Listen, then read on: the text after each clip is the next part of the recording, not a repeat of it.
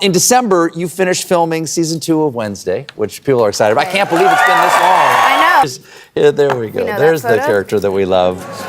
People are very excited for one of the guest stars you have this season. Yes. Tell the people who we got. So we've got Lady Gaga joining our show. Yes. When we were on set, I actually didn't know what to call her.